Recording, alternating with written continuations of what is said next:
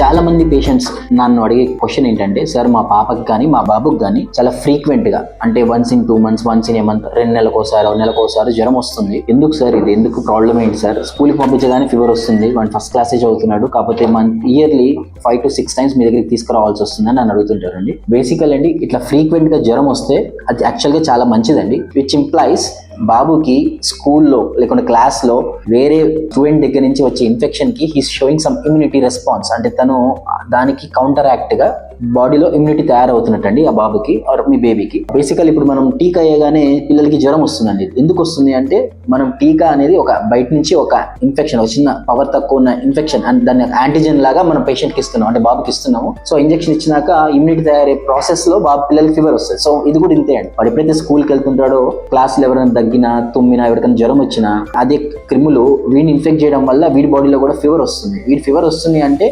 బయట నుంచి వచ్చే ఇన్ఫెక్షన్ కి వీడి బాడీలో ఇమ్యూనిటీ తయారవుతుందని లెక్క, which is a good thing. So ఊరికే జ్వరం వస్తే టెన్షన్ పడకండి. మీరు ఒకటే చండి, 100 దాటుతుంటే ఫీవర్ సిరప్ పోసుకొని చూడండి. 2 days, 3 days, 4th day, 5th day ఆర్ఎల్స్, లేకుంటే అసలు ఫీడింగ్ చేయట్లేదు, అప్పుడే మీ పీడియాట్రిషియన్ దగ్గరికి వెళ్ళండి. మోస్ట్ ఆఫ్ ద టైం వాళ్ళు 2-3 days లోనే సెట్ అయిపోతారు. So just wait and watch. Don't rush to any doctor, don't rush to any paediatrician. For more information please follow.